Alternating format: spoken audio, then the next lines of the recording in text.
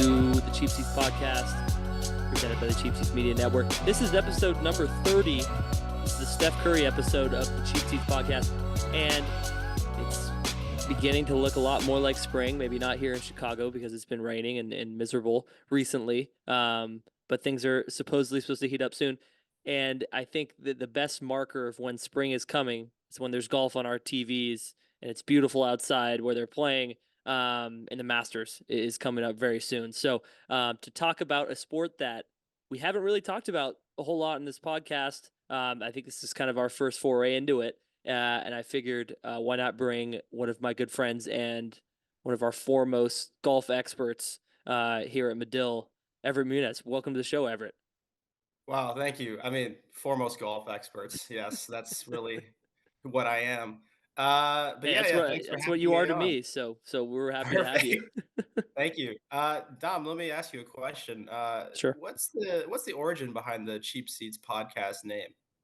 There is no origin. There was a name for my Substack page that I just thought of one day, and I just decided to call my podcast the same thing because it's hosted on that site. So I wish I had a fancy origin for you, but yeah, that's it. And I appreciate you asking. I think you're the first person that's actually asked about it.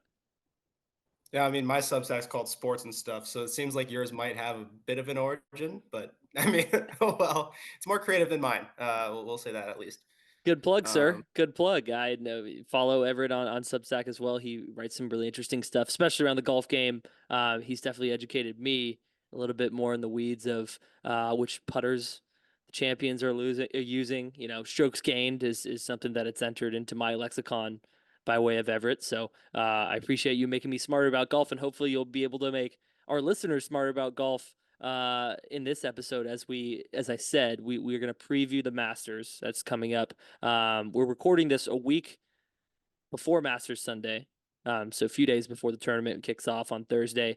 So hopefully we'll have this up right before then, so you'll be able to make some informed decisions about maybe who you want to wager on, maybe who might be in the leaderboard come Sunday. But most of all, I just want to talk golf with Everett because he's so knowledgeable about it. But tell the people, give people an intro. You know who you are, where you're from, and why you love golf so much. I know you're a big golf fan. You love watching the game. We just, I should say, we just finished watching a very thrilling.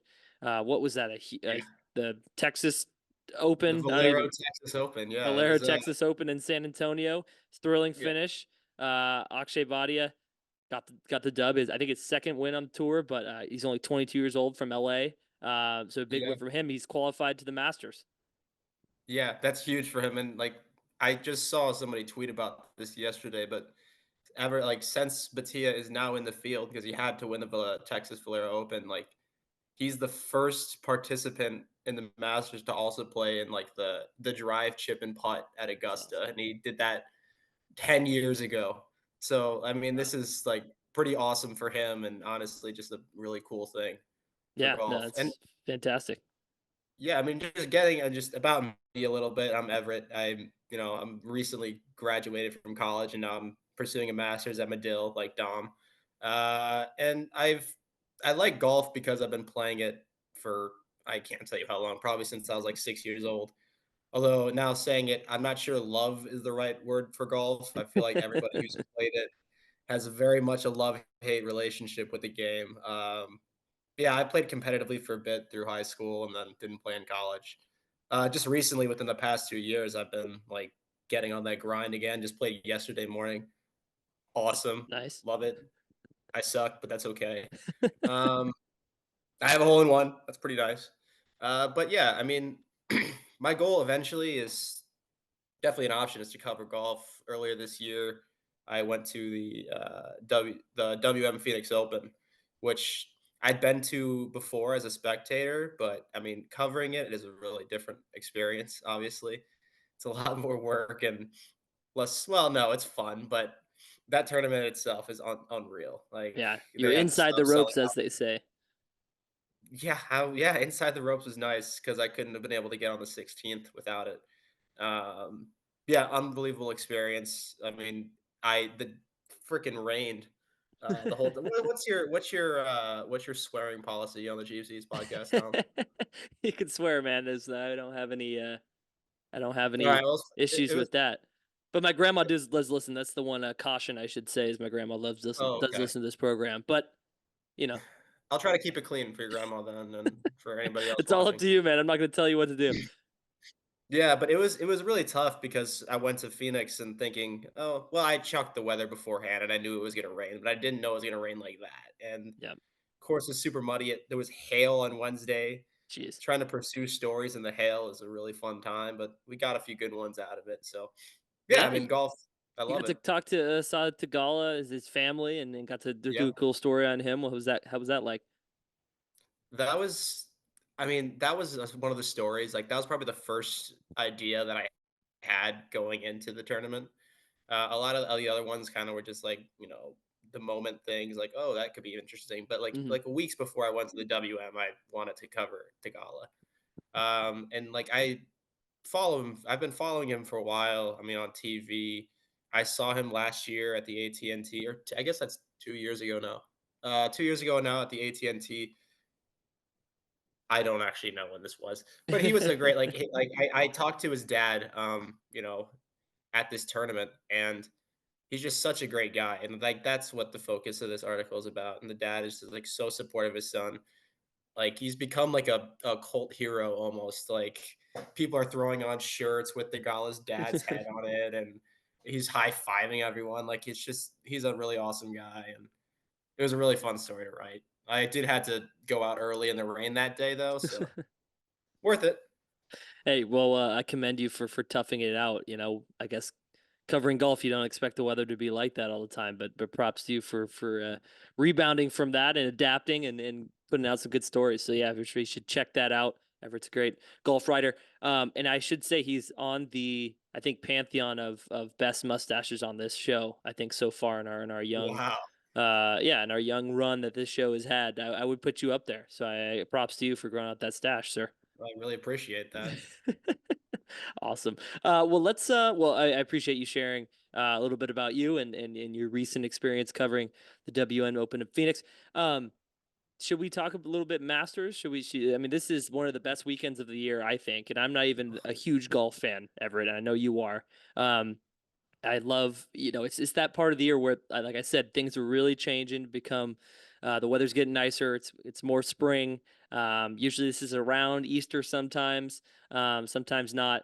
But the Masters just seems to pretty much always deliver with some great golf and great Mhm. performances. So we're hoping to get the same this year. But I think as all golf conversations should start and have been starting for many decades, we should start with Tiger Woods because he's Mhm. made some headlines. He's relevant again in the headlines this past week. There was, I think, a New York Times article kind of previewing things where some people in his circle said he's completely eliminated sex. So that's how focused he is for this Masters. Which again, I don't know if that helps or hurts you. I guess for Tiger, maybe that helps. It's really clear in his head. But there is also just some chatter too that he has a completely immobile ankle and he's still dealing with all the same sort of ailments that he's been dealing with over the past several years, especially since the nasty car crash he was in. But yeah, it's kind of a mixed bag with Tiger. I feel like going into this tournament, I think everybody obviously wants him to be relevant again and really compete in these major tournaments. He's going to try to give it a go. It sounds like. Will he make the cut? Who knows? I'd love to ask you that question. But how you feeling about Tiger Woods coming into this tournament with all of the chatter that's happened in the past in the headlines?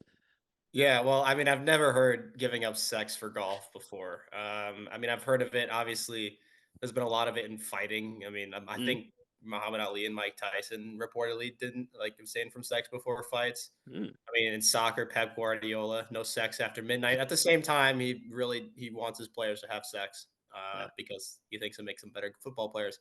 I love that he's been on record about that. That's pretty awesome. Yeah, yes, he's an interesting guy. But like, yeah, I don't know. Like, I mean, I've looked at a few studies on these things, and it's hard to determine whether there's actually an impact. Like, some believe it takes energy away, takes away your testosterone, but like Joe Namath had sex before games, Ronda Rousey before fights. I mean, I said I never heard about it for golf before, but when I looked into it, I saw that John Daly was a big, supporter of sex before rounds. So I mean, that's pretty on character for him. Yeah, I was about Um, to say if I know anything about John Daly, it's that he was probably doing a lot of that and smoking a lot of cigarettes and Oh maybe yeah, having a few absolutely, cocktails too. absolutely. But like I told you this yesterday, but Woods in his prime was having a lot of sex. Like so, We we'll found out after maybe potentially maybe too much, but he was. I think that's a good point to bring up. yeah, I mean, moral sex, no, but it was happening nonetheless. And so to give it up, we'll see how this works for him. As if he's gonna make the cut, I don't have very much confidence in that, as I'm sure most people probably don't. But I mean, it is the Masters, and he's won it 5 times, right? It's Tiger Woods. It's the Yeah, greatest of all time. yeah, He's only been cut from this tournament 1 time in 20, and this will be his 26th time. So in 25 times, he's only yeah. been cut once. He withdrew last year, so I mean, take with that what you will. But he's only been cut 1 time, and I will say, like, if there's a reason he's gonna make the cut, it's because he's the GOAT, and it's because it's the Masters, and he dominates this tournament. Yeah, Even after the spinal fusion surgery in 2017, nobody thought he was gonna win again. He won the Masters. yeah, 2019. Come on. yeah. No, But it's still Tiger Woods. yeah, it's still Tiger Woods. I will say though, my actual opinion, Yeah. I want him to make the cut. I just don't think he will. I Okay. just think the injuries, and he hasn't had enough tournament build up this year, even like, last year as well. Yeah, Like he's only played, yeah, I was he gonna only ask like played in what tournaments has he played in so far this year? yeah. So he debuted this season at the Genesis Invitational, which is essentially his tournament. Yeah, But yeah, he, withdrew from that tournament early on because of sickness. So he essentially has not played a tournament this year. Last year, he like essentially didn't play. And in the year that he won the Masters, he had played like quite a few events that year. And the year sure. before, he had been on the Ryder Cup team and he had played in several events. So he had build up and he had tournament experience going into that. This year, he doesn't have that. Hmm. So I'm more concerned, can he walk 36 holes Yeah, yeah, uh, before the cut even happens? I, yeah. I I hope he can, but we'll see. I feel like with an immobile ankle, Yeah, that might be hard to do. 'Cause that was something I was going to bring up because obviously if you're one of us is going out to play 18, we have golf carts that can get us around and get us finish the game pretty quick. But with obviously these professional tournaments, everybody's going to walk the greens and I yeah. would say, in my opinion, I think Tiger's in that status. I think once you get maybe 4 majors under your belt, maybe you deserve to get a golf cart that you get to use. Maybe that's Well, once you get incentive. 15, if you get 15, then yeah, Yeah, I I was also setting it low at 4 because I feel like once you get like, throw out a number. Obviously, Tigers met that, and then some. But I feel like he's one of those guys where I would be like, hey, let's give him a cart, and it might make him play better and more people will watch if obviously he's playing longer and makes the cut. So why not? Why not give him a cart? I yeah, think even if I was golfing, maybe I'd get along with that. Give him some sort of way to stick around and be relevant because it's Tiger Woods. I think he he lifts up everybody else when he's playing and gets more yeah, eyeballs on the sport. So that's my kind of joking, but maybe not really joking analysis. Is let's get Tiger a golf cart. yeah. I mean, but at the same time, though, the other golfers don't want him sticking around for too long because if he's in any way in contention on Sunday, Yeah. that's a little bit, it's a little bit scary when the crowds are amping up, going insane. They know who it is. Yeah, so I would also love to see Tiger in a cart, but it's oh well. Get him cart. I'll still fight with that. I think the last thing on Tiger I wanted to ask you is I think we might have talked about this a little bit yesterday with the ankle. I mean, I think it's his left ankle, right? And Mhm. I don't know. I mean, from your experience playing with golf, how do you feel like that's going to affect him? Beyond just walking the green, but just when he's going to actually take a swing, and maybe on his approach, maybe off the tee, maybe in the green. I don't know how that really would affect him, but what do you think? Well, honestly, I'm not an expert in golf science. When I swing and when I've been swinging, I don't really think about that a whole lot. But I will say I feel like it'd be worse if it was his right ankle, because that's a foot that you have to push off of, Yeah. and the left one can stay a little bit more stationary. But it's still require, you still use it, you still put weight on it. walking or just torquing in the Yeah. backswing or in the in the follow through. So it, I don't know. I it's not good, but I feel like it could be worse.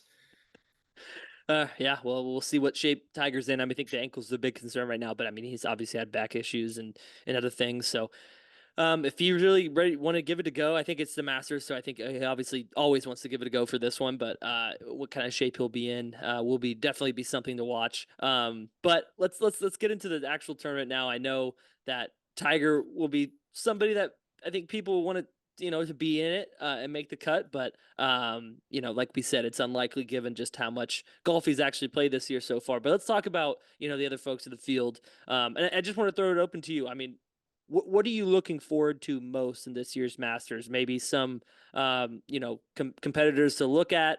I know we'll talk about Scottie Scheffler in a second, the tear that he's on. But there's this whole, live and the PGA are kind of the two different competing like pro level golf right now, and this is kind of one of the rare tournaments during the season where you get live golfers, in a PGA event. And I know that always kind of makes things more interesting because you get a whole lot of new, really good golfers in there. So I just wanted to get your opinion on that. What kind of things are you looking forward to in this year's Masters specifically? Right. I mean, I'm definitely looking forward to, live players and PGA players playing, in the same tournament again. Yeah, Uh, a lot of people have opinions on, is live good or bad. I just want golf to be whole again. yeah, Like I acknowledge, like I think live in the long term, and I can already see it's done some good things for the sport. I mean, since live, there's now signature events in the PGA, and then there are people, larger purses from like the usual 8 or 9 million to 20 million. hmm, Some of them have no cuts.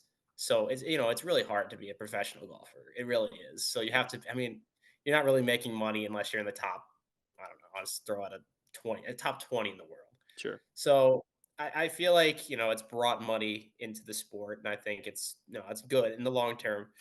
Um, I, but at the same time, I can't watch the best players play each other like consistently unless it's the yeah, majors, which sucks.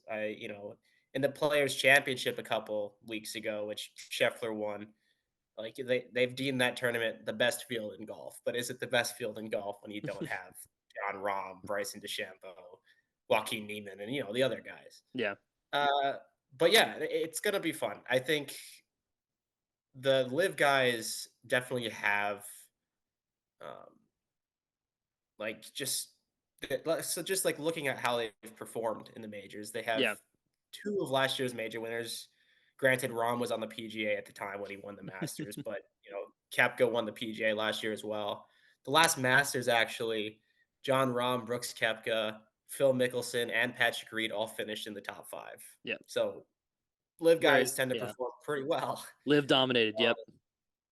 But yeah, I if you were to ask me, like, what do you think a deal might look like? I don't really know.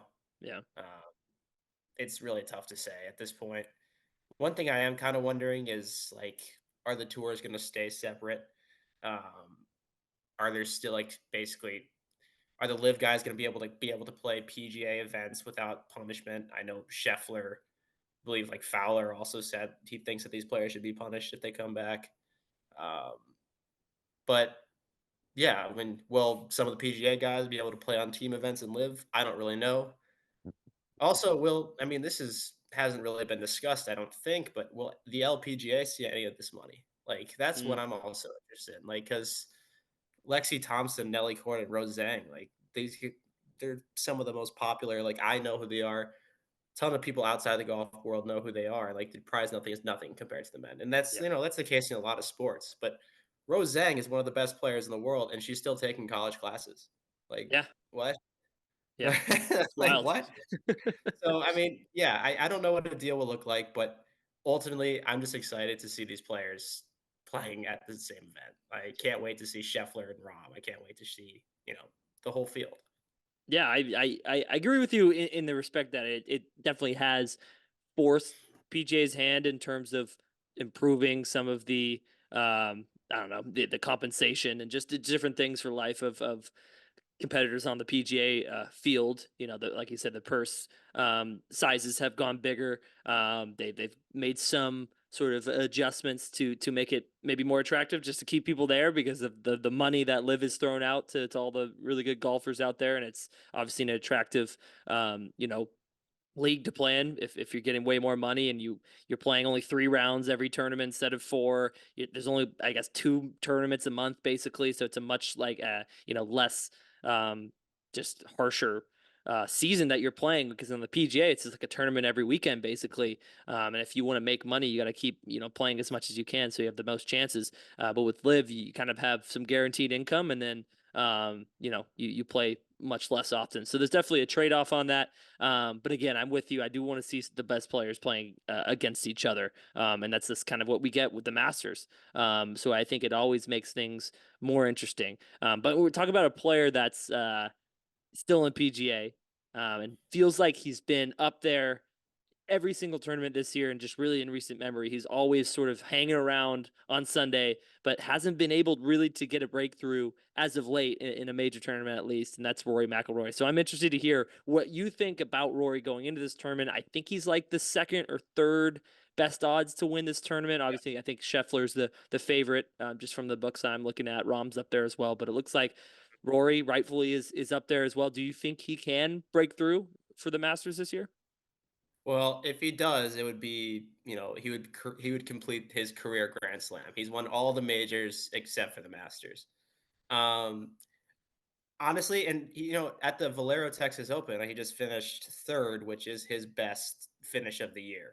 I mean, before that, I think it was 19th, maybe was his best finish. Hmm. Um, I would like to confirm that. Yeah, currently tied 19th at the Players Championship was his best finish, like Hmm. before today. So he has not been playing very well this season. The Valero is a little, intriguing, and it's maybe a little give him a little hope and confidence going Yeah. into the Masters. But his form overall is not great, and I don't really want to go too deep into the strokes gained stats, but they're not looking very good compared to what they were last year. And last year he was elite at nearly every aspect of the game except for putting. And this year the putting is still bad, and the other parts of the game are not as good.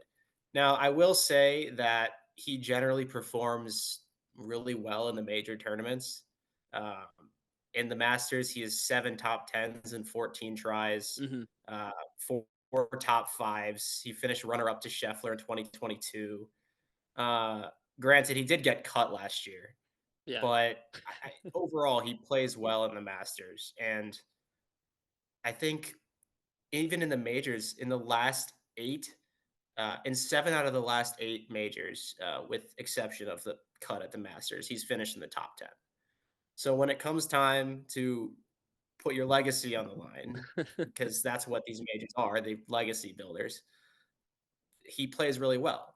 So do I see him competing, getting a top 10 finish? I do. I think he's got a chance, but he hasn't shown me anything this season that makes me believe that he can compete with the Schefflers of the world, the Roms of the world. And I say that Schefflers of the world, Roms of the world, like there are Schefflers, more Schefflers and Roms, because there aren't. I just don't think Rory can compete with those guys yet. Yeah, no, that's fair. I think it fair to say that it probably will take a pretty special performance from Rory to really break through there. But again, like you listed out that his performances in major events are seem to be elevated, and I think he's just a guy that's been on the tour for a while, and people like to see win. So I wanted to see what you thought of just him being able to maybe break through. You know, you talked about his third place finish in the tournament that just wrapped up this weekend. Maybe he's playing his best golf at the right time. I don't know if there's much to say Mhm. about that. But I mean, what about the live side? I know before we get into Scottie Scheffler, because I do want to talk about him because he seems like he's just dominating golf right now. But I know Joaquin Neiman's won a few times in the tournaments that that the Live has Yeah. had. But anybody that you have your eye on, maybe from Live this year? I know Rom has been. I think he's finished top 10 in every Live event so far this year, and he's the reigning Masters champion. But anybody that you have your eye on, maybe one of those guys. Yeah, I mean, the guys you mentioned, I think, yeah, Joaquin Neiman, he's got the 8th best odds, I believe, going into the tournament, Hmm. plus 2,500 the last time I checked. Maybe those are updated, but Yeah, he's won. He won at both Mayakoba and Jeddah. He's playing really well, hitting greens in regulations, making a lot of birdies. Um, so yeah, I think he's got a good shot. His confidence is high. John Rahm is obviously the defending champion, Hmm. so can't count him out. And honestly, if the world golf rankings were combined the two and were worked in a way where you could somehow, I don't know, because right now, the PGA is essentially where they're getting all those points and you don't get any for live. So, I mean, I think John Rahm is probably a top 3 golfer in the world right now, and he has been for a long time. I'm also looking at mm, DeChambeau's an interesting guy. He pounds the ball and he's very interesting. I just don't I honestly I have not followed it enough live this year to Sure. accurately say like, "Oh shoot, I think he's playing really well right now." So, I don't know. I like DeChambeau. A lot of people hate him, but I like him. I like to hit the ball really long. DeChambeau hits the ball really long. Heck, even like Phil Mickelson might be an interesting guy to watch just because last year he might have finished second. Hmm. But he's getting up there in age, but he's always going to compete in these tournaments. Those are the live guys I'm looking at. But I think Joaquin Niemann and John Rahm are definitely like their best chances at this at the winning the Masters. Yeah, you're right. Mickelson and Kepka tied for second last year's Masters. So Kepka, another live guy to keep your eye on too. I think he always. I think you talk about Rory elevating his game in majors. I think Kepka really loves just Yeah. showing up for the majors. So I think you can't count him out either, even though he hasn't been playing the greatest of golf as of late. But yeah, I think I appreciate that because I don't personally watch a ton of live. It was going on in Vegas when I was there during Super Bowl week somehow, and it was to have a whole golf tournament happening when that was the biggest event in the world was happening was strange to see, but. I guess that's the extent of the live that I've been involved with this year. But again, I am excited to see those players back competing against the folks on the PGA. So let's talk about Scottie Scheffler because I know that you've been doing some investigating into his strokes gained numbers and his analytics there. And he's been dominating the sport for the better part of the last few years. Honestly, he was the Masters champion in 2022. He's Yeah. won a couple PGA events as of late. And seems to be always competing. If he's not winning it, he's definitely close. But what makes him so dominant, Everett? Just from what you've seen, from watching him perform, and just what you've gathered from the numbers. Well, what makes him so dominant is that he's so consistent and also that he's just better than everybody else. Yeah. I mean, I've never seen, well, Tiger Woods when he was in his prime, I want to say even to like 20, we'll throw a generous end date, 2015 at the end of there. Like he was dominant. He was in every tournament he played in. Like it was always Tiger versus the field. And it almost seems like for Scheffler, it has now become Scheffler versus the field. So we're seeing that type of level dominance from from Scheffler that we also saw with Tiger. Hmm. And his odds to win, I believe, are what they're plus 400 right now, or Yeah, at least were most earlier books in it the week, looks like about plus 400. Yep. which are the best odds, best pre-tournament odds to win since Dom. I bet you can guess this. I'm sure it's since Tiger Woods, but I don't know what year. Yep, Tiger Woods in 2013. Okay. So, and Tiger was plus 400 or lower going into the Masters 11 times. Jeez. So, like I said, it's like Scheffler's playing at a level that is very near to Tiger. Um, However, Scheffler's only got one major and Tiger has 15. Yep. So he's got a bit of a catching up to do.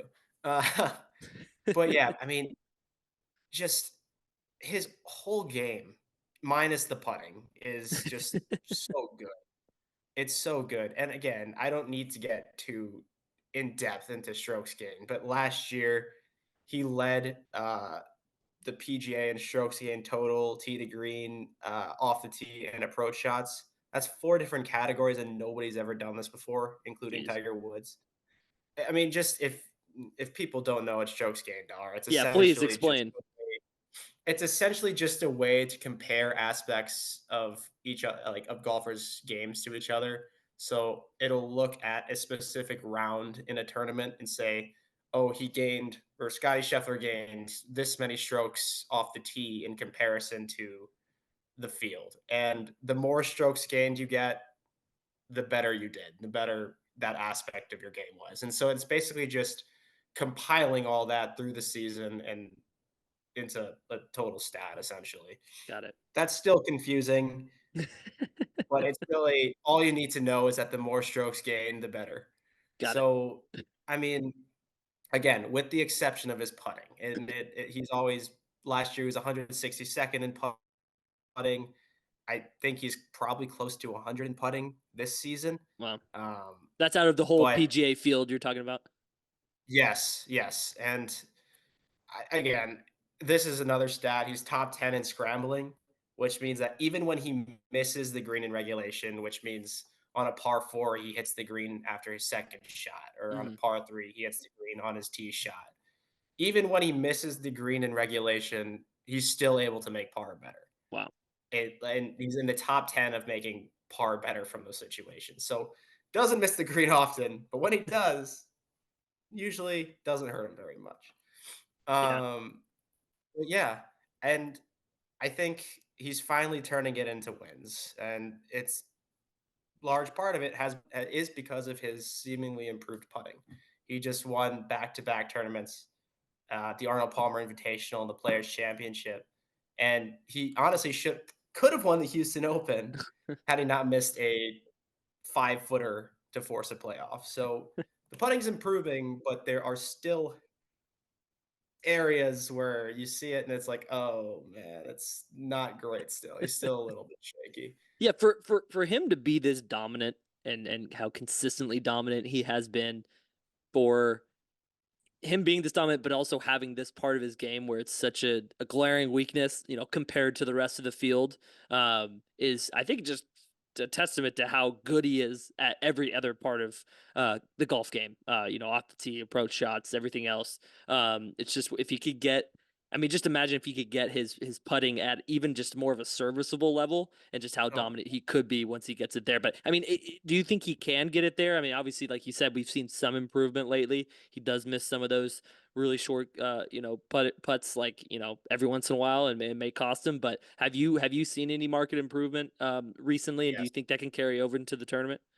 So, a couple weeks ago during the Arnold Palmer Invitational, he switched from a blade putter to a Mm, mallet putter. And I mean, essentially, the difference is that the mallets are the thicker, have a bigger head, while hmm. the blades are more, blade. Mallets tend to have more forgiveness if you don't strike it in the sweet spot, but they're also make it easier to align the putt, which I think is a big reason that Scheffler switched to it. Got it. Um, During the Arnold Palmer, on the final day, he made 16 out of 16 putts from inside 15 feet. Wow. Uh, Unreal. In the Players Championship, he was, in the upper third of stroke scan putting. So again, it really showed improvement, and 2 weeks in a row is really encouraging. However, the moments that stand out at the Houston Open, and overall, his putting was not bad. He still finished in the he might have finished in the top third of strokes gained putting, Yeah. so not bad. But for me, the most memorable moments from that tournament were during the second round on the last hole. He three putted and missed a 1 to 2 footer to end his round. So that was for bogey. Dropped a stroke there, and then he obviously missed the 5 footer to force a playoff.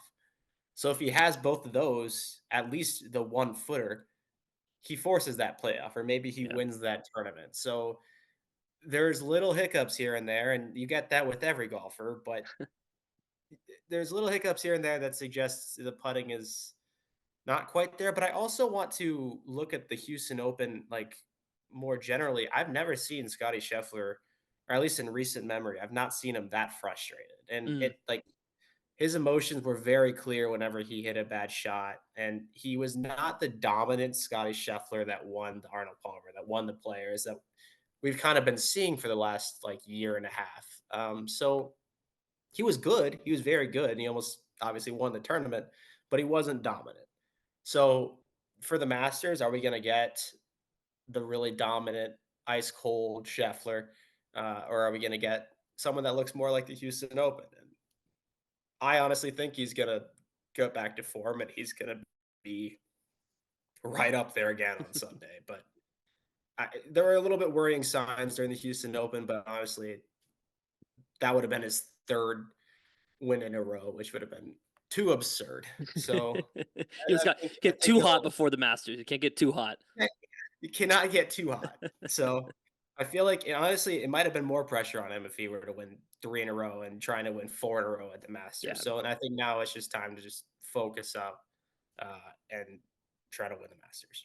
Yeah, no, that's fair. Yeah, I mean, he's only 27, and it feels like he's just kind of just entering his prime as a golfer. Maybe, I mean, you can never really tell. Golf, as we know, is such an impossibly hard sport, and especially for me because I'm not really good at it at all. Everett, I know you're saying you're not good at it. I'm sure you're miles ahead of me, but I mean, it's a tough sport for the reasons we outlined because it's there's so many parts of the game that you have to perfect.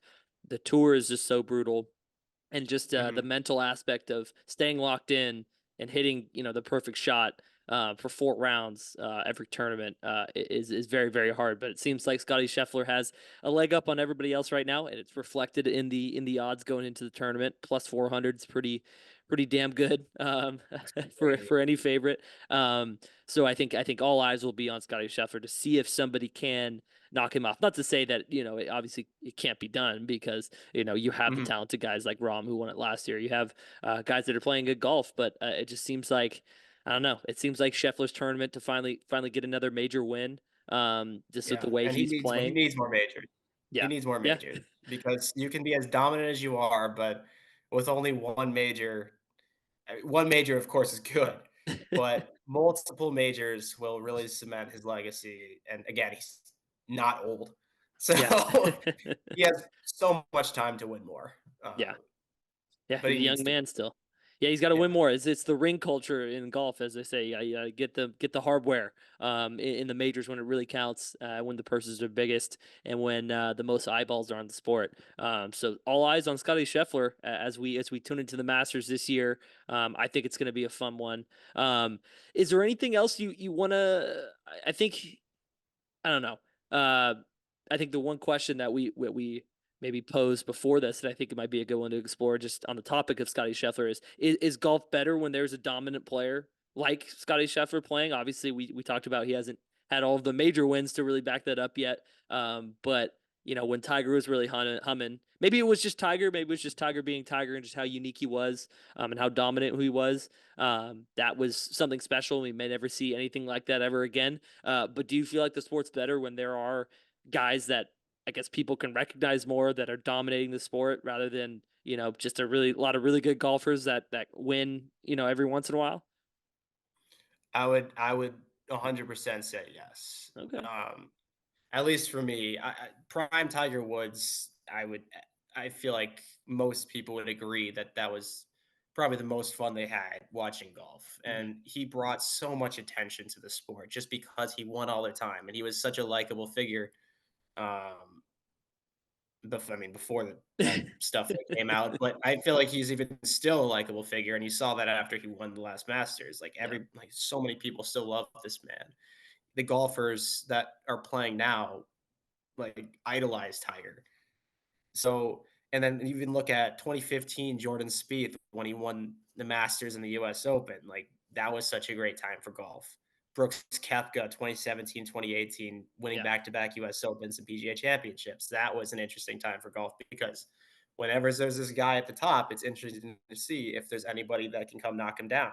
Yeah. And so now we've got Scottie Scheffler, who seems like every Sunday he's right at the top of the leaderboard. So do I think golf is better when there's a dominant player? Yeah, I am having a lot more fun watching golf with when Scotty Scheffler's in contention. Yeah. And I honestly, in the past, I haven't.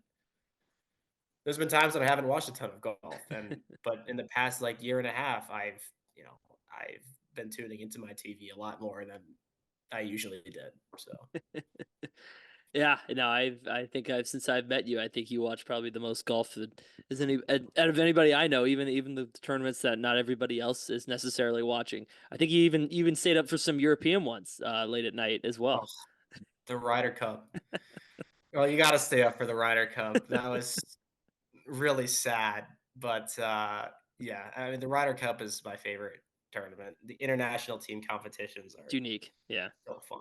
You get Yeah. the teams, you get the people representing their I guess U.S. it's like U.S. is country, but then it's like Europe, right? It's not necessarily each Yes. country there, so it's interesting, but it is cool that you get that team aspect. It's like one of the few tournaments each year that the PGA players compete in that you get some team aspect to it. So good on you Yeah. for staying up and watching late night golf, early morning golf in Europe.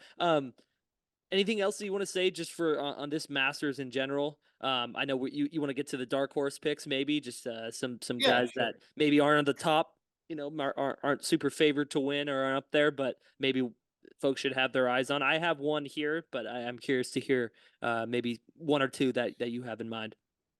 Right. And so I'm not really sure what necessarily constitutes as a dark horse because honestly, I didn't really get into sports gambling until recently. Uh, Well, oh, I whatever. will say we throw the gambling aside. Just some guys that you think I will when you say look up on yes. Sunday afternoon, they could be up there, maybe top five, and competing to actually win the tournament. Yeah, and I earlier we talked about Joaquin Needon, but I also want to throw out Wyndham Clark, You who took mine. I don't even That was really. me. Yeah, I mean he's the 2023 U.S. Open champion. Yeah. This year he won at the Pebble Beach Pro Am, so an elevated event. Hmm.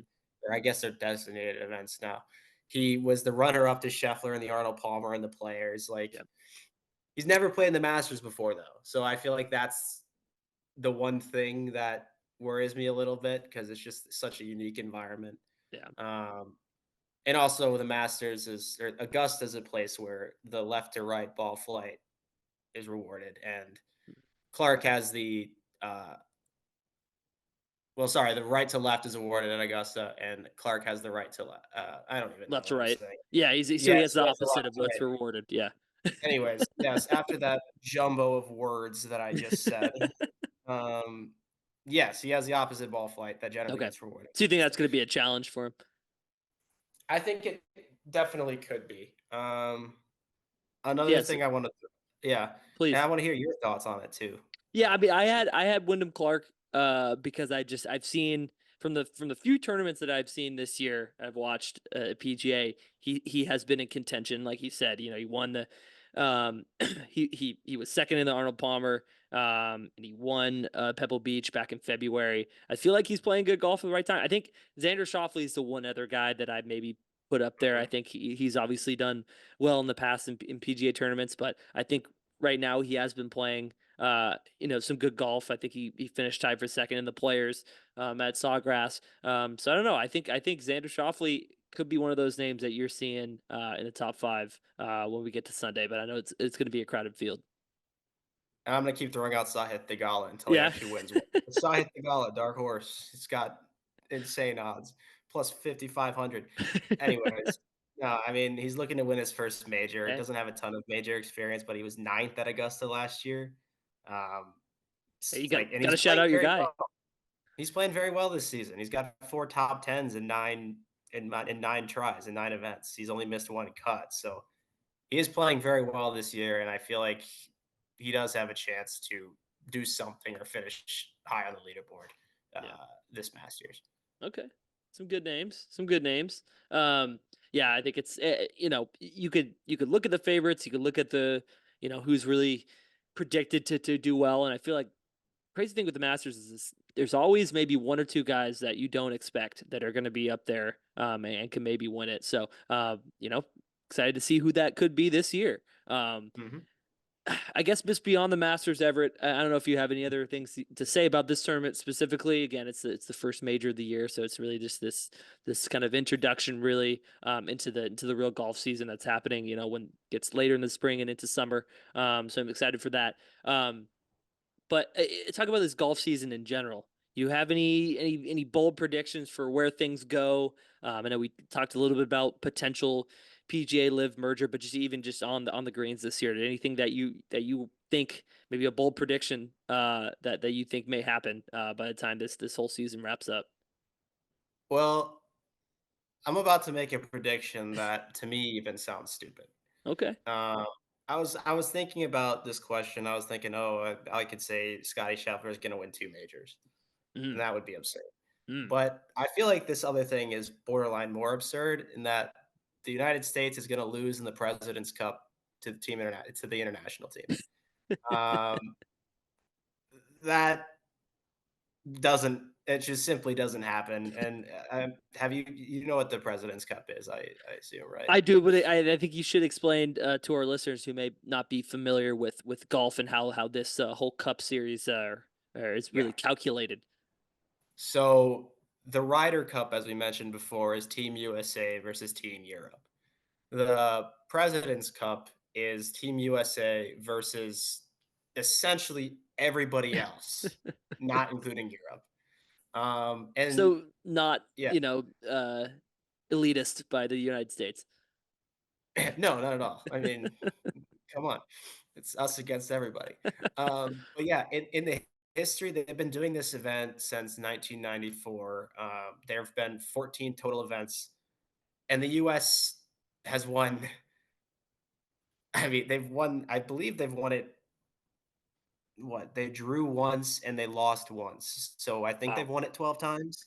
They've won it 9 in a row We dating back to 2005, the we US beat the has. world so many times. We Yeah, keep beating the world. We're dominant.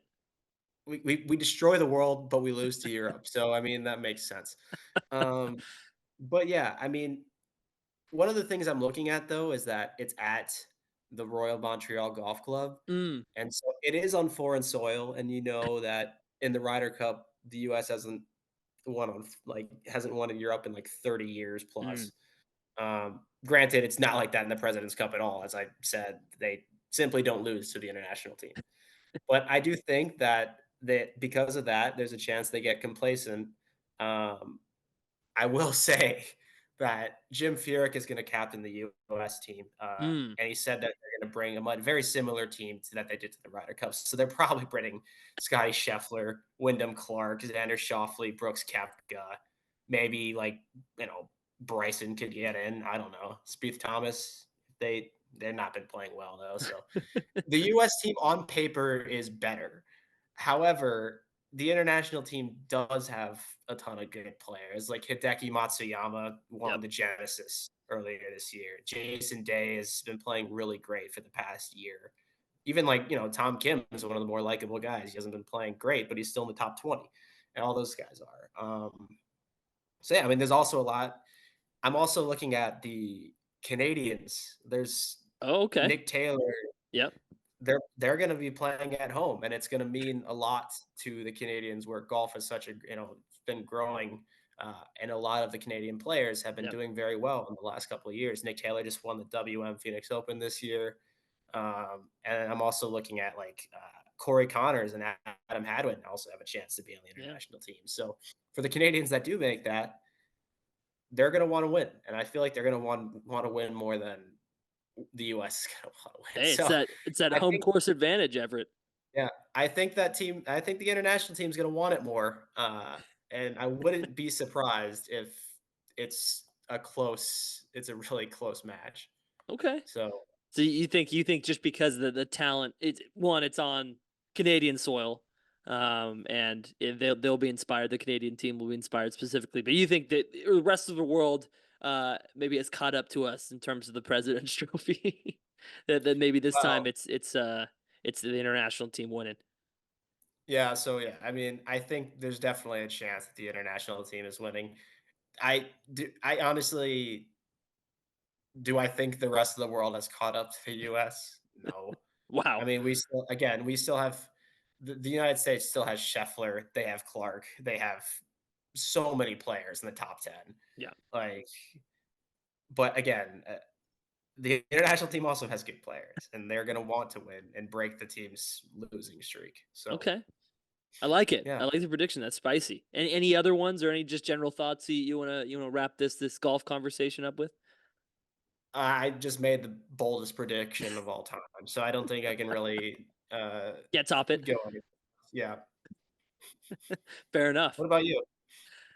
You know what, man? I really don't have many bold predictions in my mind. I think I'm pretty run of the mill. I do think Scheffler gets, if it's not the Masters this year, I think he gets another major win this year. And I don't think that's really a hot take at all. I think it's just the way that he's been playing, and I think he's due.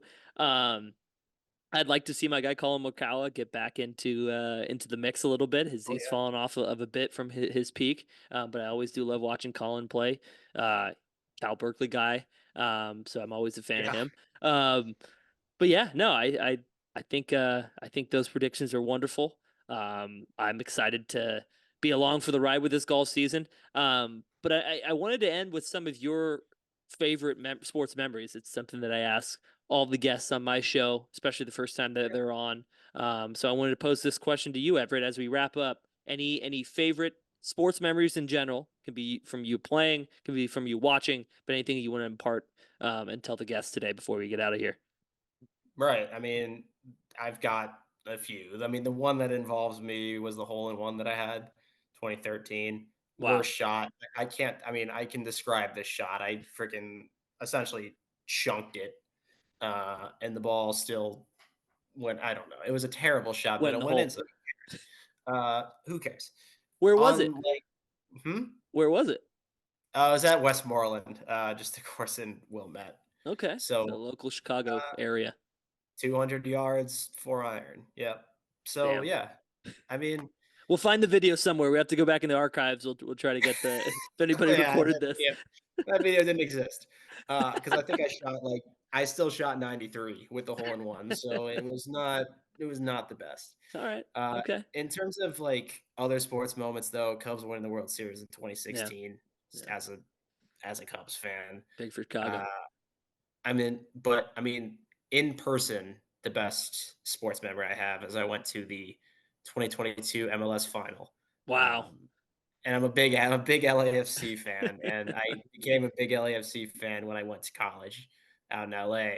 Uh, so we went LAFC against Philadelphia. LAFC go down a goal in the 124th minute. So at this point, it's like, well, they scored in additional time of extra time. Like Yeah. it's over. It's over. But Gareth Bale done nothing essentially for LAFC since he got signed that transfer window. Scores an absolute towering header in the 128th minute and equalizes, sends it to penalty shootouts. LAFC wins, and it's just I don't know. It's gonna be hard to beat that. Just at an actual event, it was That unbelievable. that beautiful man bun Welshman. Yeah, Oh, he struck again. it's such a beautiful man. He's a big golfer too. Got Is to he? get him on the pod. Well, well, I'll let you work on those connections that you have with your LAFC up there. I know he doesn't play for them anymore, but I would No, love to. I would love to get Gareth Bale on the pod. I would love to talk about Wales. I would love to talk about golf, and how he gets his hair looking that good. But no, that's a hell of a memory. That's a final to remember. I remember watching that one and just taking it all in. How crazy that ending was. MLS. Watch MLS. I would recommend it to people who when especially when the Premier League and other European leagues died down, the MLS is still going. So shout out to the MLS. That's a great memory. shout out to MLS. Yep. All right, well, I appreciate it, Everett. This has been super fun. I'm excited for the Masters. Hopefully, the listeners are too. I'm happy that you were the first guest to come on to really talk about golf on this podcast. Maybe we'll become more of Yeah. a golf podcast. Um, Sure. but I wanted to leave with you with just I know we maybe talked about it a little before, but we said it could be Jim Nantz's last Masters call. It probably isn't going to be, but I want to leave you with my favorite Jim Nantz call at the Masters. Who could forget 2018?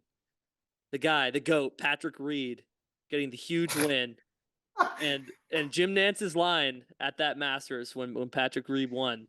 I'll pull the quote up right here because I want to get it correct. This is just all time. If you think of Patrick Reed, this is exactly what you think about. Captain America captures Augusta. Electric call from Jim That's Nantz. it's a good one. It's a good one. And then I I think was somebody went on with as Imagine Dragons would say, "Welcome to the new age." I've never been the biggest Patrick Reed fan, to be perfectly honest with you. I mean, dude's got caught cheating several times, so, I mean, it's I don't know, Captain mine is America.